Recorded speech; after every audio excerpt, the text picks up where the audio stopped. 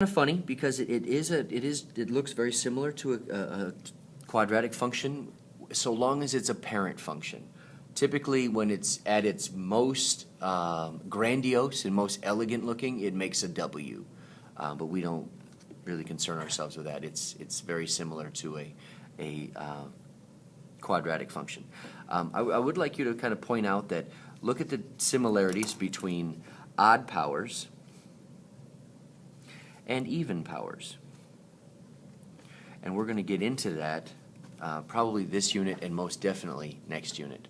My hand just kind of walked off the screen there like a little spider. It's kind of cute. Linear. Now, do you guys remember I said in the beginning, there was this point slope form, and everything was generated around it. Very true. So slope-intercept form is y equals mx plus b. The slope equation, the equation for slope is y2 minus y1 over x2 minus x1. Standard form is y equals anybody.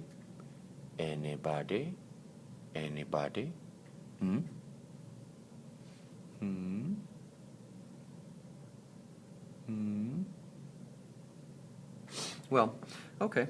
It's actually, if I'm not mistaken, we'll come back to that. Quadratic vertex form is y equals x minus h squared plus k. Standard form is ax squared plus bx plus c. Finding the vertex, I'm not exactly sure what they're looking for here, because it all depends. If I have it in vertex form, then all I need to do is use the form. If I need to find a vertex and I have standard form, which I'm assuming is what they want us to do, then it's going to be opposite b over 2a is the x coordinate of the vertex. In which case you would take that, plug it into the equation to find out what you would need to add. So completing the square, that's kind of fun. Completing the square is always an adventure. So we have something like y equals, and it's going to be, say it's ax squared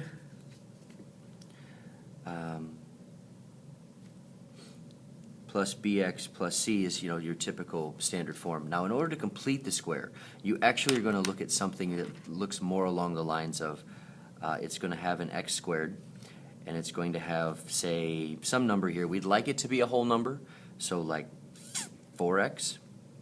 And then that's typically you have something that's not factorable, so you have like a plus 1.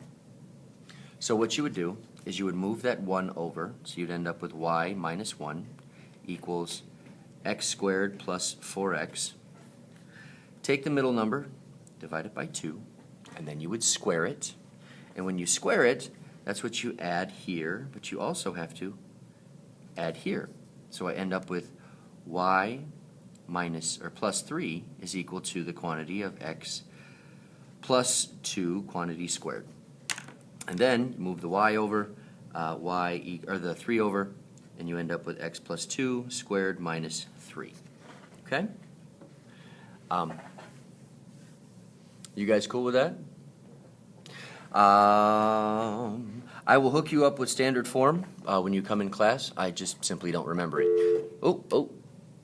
Tiffany Gordon, please come to the front office. Tiffany Gordon, please come to the front office. So somebody remind me tomorrow, and we'll make sure we get standard form written up for you. Let's flip the page over because we're running on 12 minutes right now, and I need to get you in and out of here. I got 3 examples, and then I'm going to do one of these example 3, and then we'll cut loose on the rest of the shtick. Okay? All right. So use completing the square to write the following equation in vertex form. This is not a factorable problem. So what I do is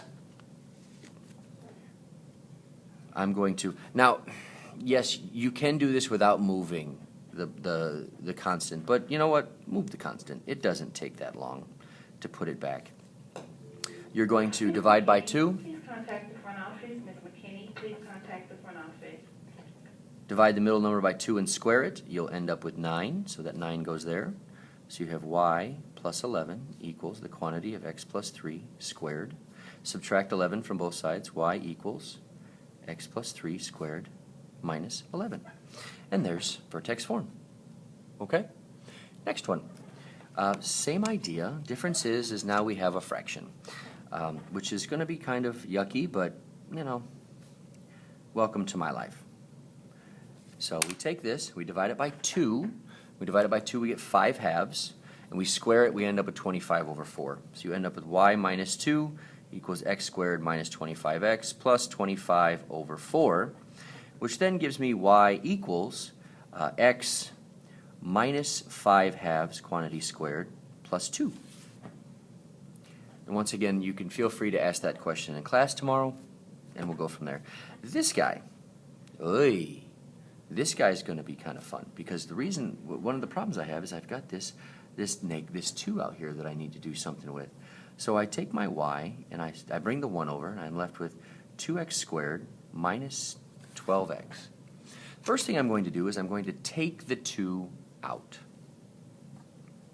So my 2 goes out here, and I have x squared minus 6x. Well, I remember that. That's just going to give me a plus 9 from over there. So that gives me y minus 1 equals 2, and then I have x minus 3 quantity squared. But in order for me to complete the square, I have to add something over here. Typically, we would add 9, but since we factored out of 2, we don't add a 9, we actually add what? We add an 18. So we end up with y plus 17 equals 2x minus 3 squared minus 17. And there's the function. Okay? Now, once again, you have some now you tries. Remember, you can't have this. You're going to have to factor the negative out. And this guy, I'm going to factor out a 1/3, which means this is going to be multiplied by 3, but I'm going to let you tinker with those. And like I said, when you come in, I'll have those figured out for you. Last little section I want to talk about is, of course, this guy. Now, some things unavoidably have to be done with a calculator. And it's hard to do cubic regression without an actual calculator. So what we're going to do is create a regression model. So I'm going to go into my calculator here, and I'm going to go to, I believe it's Stat Edit. Ooh, I need to clear that. I don't know what that is, but we'll clear it. And then we'll go over here and we'll clear that as well. No, I want you to clear. Okay, now, I have 78, 80, 82, 84, 86, 88, 90, 92, and 94.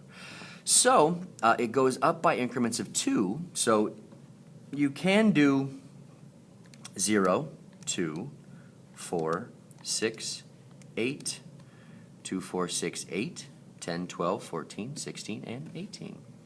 10, 12, 14, 16, and 18.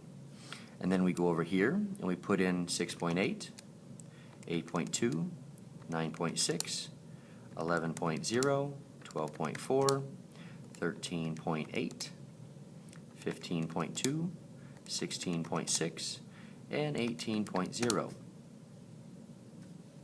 I guess 18 didn't actually exist after all, so we delete him. Bye-bye.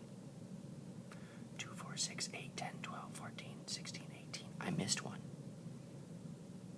11, did I put 11 in? Yeah. 6.8, 8.2, 9.6, 11, 12, 4. Oh, because I counted the first one as 0. Duh. I know. Thanks for pointing that out for me, McLean. I appreciate it. So, anywho, now we go back to Stat, and we can go to Calculate.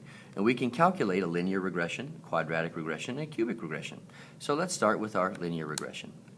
And we're going to do, I think that's right. Your calculator, I believe we have to do something a little bit more specific, where we go to 4, and then I'm going to do list 1, comma, list 2. And then, boom, it'll give you, okay, well that says that my values are y equals ax plus b, so that gives me y equals 0.7x plus 6.8. Okay? The r squared value, we have to turn something on that I didn't turn on, so I need to remember how to turn that on.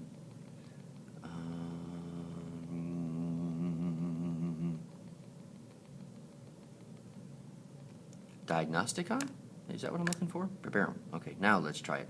Stat, calculate, for, bam! Diagnostic on. Ha-ha! How about that? Sweet!